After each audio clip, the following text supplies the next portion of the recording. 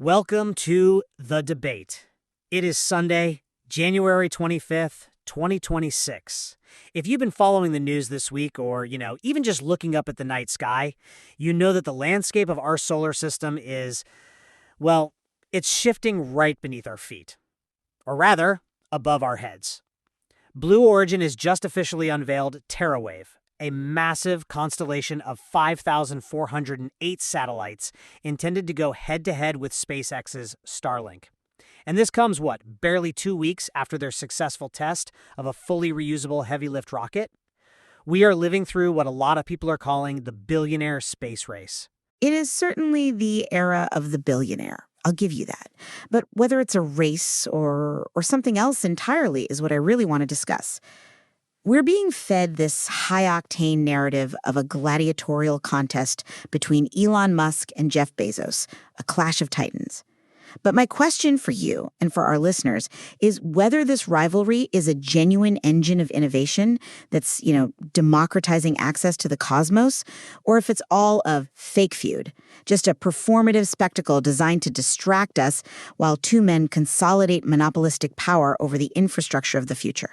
And that is the central question. I'm the advocate, and my position is that this competition, regardless of the egos involved, is the primary driver of a technological revolution that, frankly, governments failed to deliver for 40 years. It's driving costs down, access up, and creating a backup drive for human civilization. And I am the dissenter, and I hold the view that this rivalry is largely illusory. It's a dramatic play for the public while these rivals actually align to capture the commons. I'm going to argue that handing over the keys to orbit to a duopoly creates some serious ethical hazards, from orbital debris to wealth inequality that we are just sleepwalking into. All right, let's get right into the position statements. I want to ground my argument in the hard data, because the numbers here, they tell a story that it's just impossible to ignore. For decades, spaceflight was the definition of stagnation. It was run on these cost-plus government contracts. For those not familiar, that basically means the contractor got paid their costs plus a guaranteed profit. So there was zero incentive to be efficient. In fact, the more expensive it was, the more they made. It was inefficient, sure, but it was also overseen by democratic institutions. But look at the result of that oversight. According to the Commerce Research Review, during the space shuttle era in the 1980s, the cost to put 1 kilogram of payload into low Earth orbit, LEO, was about $18,500. It was like a Ferrari you drove once and then threw in the ocean.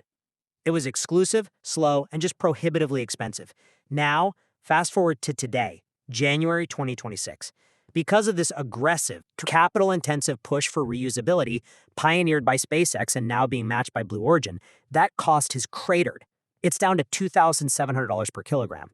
That isn't just an improvement. That is a paradigm shift. It's the difference between a handwritten letter and an email. I can't argue with the math of vertical landing. It's an impressive engineering feat. It's more than engineering, it's access. The launch of TeraWave isn't just about beating Starlink. We're talking about high-speed, low-latency internet. I'm seeing specs of 20 to 40 milliseconds, reaching the most remote, underserved populations on the planet. This is telemedicine in rural Africa. It's education in the Amazon rainforest. This competition has forced Blue Origin to stop tinkering and start shipping. It led to their reusable breakthrough this month, and the Frame 2 mission entering that polar retrograde orbit back in April of 2025. This is the market working exactly as it should. Okay, I grant you the physics and the utility of the internet, but I want to come at this from a more structural perspective. You call it a race, but I think that really ignores the pack dog behavior of Silicon Valley capital. We need to look at the philosophy that's underpinning these actors.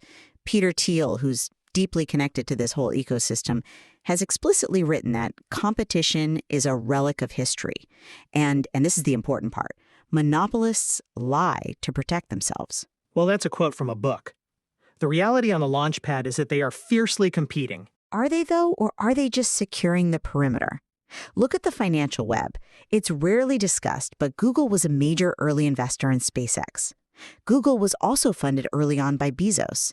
I mean, there is a deep, almost incestuous web of mutual financial benefit here. So while Musk and Bezos trade barbs on social media, calling each other copycats or mocking rocket designs, their actions represent a shared goal, the privatization of essential infrastructure. And we have to talk about the funding source. The Cal Poly Pomona Ethics Bowl team highlighted this critical argument. These projects are funded by wealth amassed through what they call implicit coercion of labor and aggressive tax avoidance. We have the ProPublica tax data that shows these individuals often pay lower effective tax rates than the engineers building their rockets. So the public is effectively subsidizing these private fiefdoms through tax loopholes, yet we have no say in how they're run.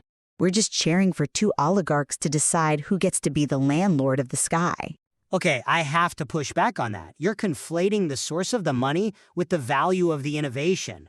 You can have a valid critique of the tax code, sure, but that doesn't negate the utility of a reusable rocket engine. The technological advancement is objective.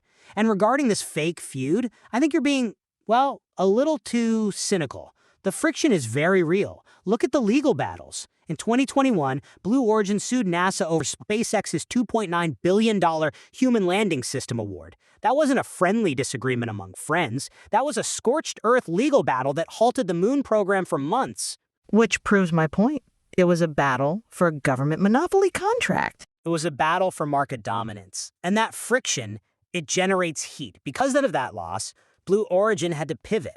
They couldn't rely on legacy prestige. They had to build the hardware. If this was a cartel like you're suggesting, they would have carved up the solar system. You take the moon, I'll take Mars. Instead, with TeraWave, Blue Origin is attacking SpaceX's cash cow directly. TeraWave is a direct assault on Starlink's revenue stream. That is functional duality. The market requires this to prevent a single point of failure. If Musk was the only one with a mega constellation, that would be a true monopoly. Bezos entering the fray actually breaks the very consolidation you're worried about. I'm sorry, but I just don't buy that. I think you're mistaking product differentiation for genuine economic competition. Sure, there are two brands of satellite internet now, just like there are two brands of cola. But look at the reconciliation we saw in early 2025. Amazon suddenly returned to advertising on Musk's X platform. They started trading compliments. This aligns perfectly with what some call the new patriarchs of digital capitalism theory. They use the spectacle, the wrestling match, headlines to generate public support for the concept of privatization itself. If we're busy arguing Team Musk or Team Bezos, we aren't asking the fundamental question. Why is the night sky being sold to the highest bidder at all? Their business interests converge. They both need a deregulated space environment. They both need to bypass environmental reviews. They both need massive government subsidies. They're just fighting over who sits in the driver's seat, but they've both agreed that the public shouldn't own the bus. I think focusing on the boardroom intrigue misses the technological paradigm shift that is actually changing the world. You mentioned environmental reviews, so let's talk about what these satellites actually do. Because it's not just about streaming movies in a cabin. The International Journal of Scientific Research and Engineering Trends published a fascinating study on SAGIN. That's Space, Air, Ground Integrated Networks. That is a mouthful. It is, but the concept is revolutionary. SAGIN is the integration of satellite networks like TeraWave and Starlink with aerial drones and ground-based towers, all into a single, seamless 6G web. It allows for things that were just science fiction 5 years ago. Autonomous global logistics, real-time disaster response that doesn't rely on local power grids, and high-fidelity climate monitoring. This is the nervous system of a 21st century civilization. But at what cost? And I don't just mean the subscription fee. The cost of not doing it is remaining stuck in the 20th century. No, I mean the environmental and scientific cost. You talk about climate monitoring, but let's look at the billionaires in space case study regarding externalities. We are introducing massive amounts of light pollution. I mean, astronomers are screaming about this. We're seeing streaks in long-exposure photography that are ruining data on near-Earth asteroids and deep space cosmology. We are blinding our electronic eyes in exchange for connectivity. And there is a chemical cost that nobody wants to talk about. We keep hearing that these satellites are green because they deorbit and burn up after 5 years, so they don't leave debris. But where does that mass go? It doesn't just vanish. It turns into vapor. It burns up in the upper atmosphere. Exactly. And the chemistry matters here. When you burn up aluminum and composite materials by the ton, and we're talking about 5,400 TeraWave satellites, plus thousands of Starlinks cycling through every few years, you're creating a permanent layer of alumina particles, or aluminum oxide, in the mesosphere. These particles reflect sunlight. We are conducting an uncontrolled geoengineering experiment. We're seeding the upper atmosphere with reflective material without having any idea how that changes the Earth's heat retention or albedo. I accept that there are valid engineering challenges there regarding atmospheric chemistry, and those studies need to be done. But I would argue that the industry is aware and it's adapting. Starlink has already implemented AI-based collision avoidance to handle the traffic, and they're experimenting with new materials to minimize that burnup byproduct. But let's compare this to the alternative. The old spaceway was dropping massive booster stages into the ocean. I mean, that was literal littering on a massive scale. Reusability, the core tenet of this whole race, means we bring the hardware back. We aren't dumping engines in the Atlantic anymore. That is a net win for sustainability. And regarding the light pollution, both companies are developing darkening coatings. It's an iterative process. To halt the development of a multi-planetary infrastructure because of some light streaks? Well, it seems like a lopsided risk assessment. We're weighing the survival of the species against the clarity of ground-based telescopes. Survival of the species. That's the trump card, isn't it? That brings us to the ultimate motivation. So Musk talks about colonizing Mars. Bezos talks about building O'Neill cylinders, these orbital industrial zones to save Earth. But critics argue this is just escapism for the 0.01%. Why spend billions on Mars when, to quote a sentiment Adam Schiff tweeted years ago, if companies like Amazon just paid their fair share of taxes, we could lift every child out of poverty right here. It feels like we're watching the construction of a luxury lifeboat while the main ship is taking on water. I understand that argument. It's rhetorically powerful, but I view it as fundamentally short-sighted. I don't see this as escapism. I see it as insurance. We know Earth is fragile. We are one supervolcano, one asteroid, or one nuclear war away from the extinction of consciousness. Having a self-sustaining presence off Earth is Plan B. It's the only way to guarantee humanity survives long-term. And on top of that, the trickle-down technology argument is real in aerospace. The tech developed for space solves problems on Earth. Solar energy efficiency, battery density, water purification systems. These are all being pushed to the theoretical limit by SpaceX and Blue Origin.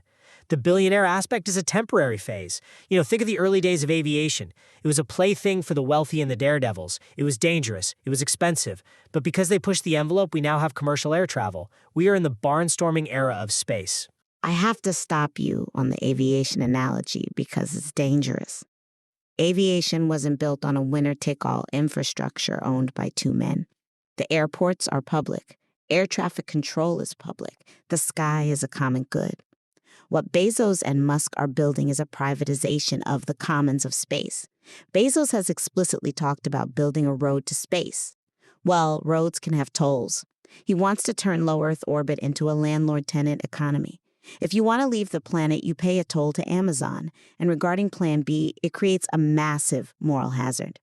If the richest, most powerful men in the world believe they have an escape hatch or a way to move their assets off planet, do they have the same incentive to protect the biosphere here? I'm not so sure they do. The focus on Mars or orbital habitats distracts from the urgent, unglamorous work of fixing the ecosystem we already have. We can do two things at once. We can fix Earth and reach for the stars. In fact, we need the perspective of space to fix Earth. You mentioned the Fram-2 mission earlier, the one that entered a polar retrograde orbit. Right, the one that flies against the rotation of the Earth. Exactly. Do you know why that matters? It's incredibly energy intensive to launch against the spin of the planet. You lose that boost from the Earth's rotation. But by doing so, the satellite passes over every single point on Earth as the planet spins beneath it. It provides complete global coverage. That kind of data is crucial for climate science. We can monitor deforestation, ice shelf melt, methane leaks with a fidelity we've never had before. We can monitor the destruction better, sure. But are we stopping it? Or are the companies launching the sensors the same ones lobbying for the deregulation that causes the damage in the first place? We're providing the data to hold them accountable. And look, without the capital and the risk tolerance of Musk and Bezos, spaceflight would still be where it was in 2010. We would be dependent on foreign powers for launch capability. The arrival of TeraWave in 2026 proves that competition is alive. It proves that the market is responding. We have broken the cost curve. We are down to $2,700 per kilogram. That opens the door for universities, for developing nations, for startups that we can't even imagine yet. That isn't an oligarchy. That's the democratization of access. And I simply worry that we're mistaking movement for progress. We're moving fast, yes. But are we moving in a direction that benefits humanity or just the shareholders of two private companies? The consolidation of space infrastructure into the hands of two individuals who already control global logistics, Amazon, and information flow, X and Starlink, that represents a democratic crisis. The innovations are real, I grant you that. The rockets land, the internet works, but the price is the privatization of the final frontier. We're trading our common heritage for a monthly subscription fee. I see it as trading stagnation for a golden age. The Gilded Age of the 19th century had its problems, sure, but it built the railroads that connected a continent and created the modern economy. We're building the railroads of the 21st century. Let's just hope we aren't the ones getting tied to the tracks. On that note, we have reached the end of our time.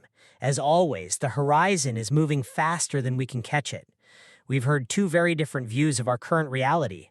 On one hand, 2026 represents a triumph of innovation. TeraWave and reusable rockets driving costs down and connectivity up. And on the other, it represents a pivotal moment, where we have to decide if we're comfortable with the gladiator match of the headlines, distracting us from the formation of an orbital oligarchy. It is certainly a pivot point.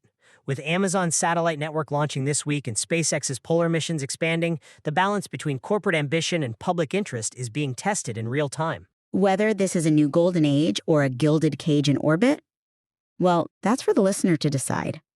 Thank you for listening to The Debate.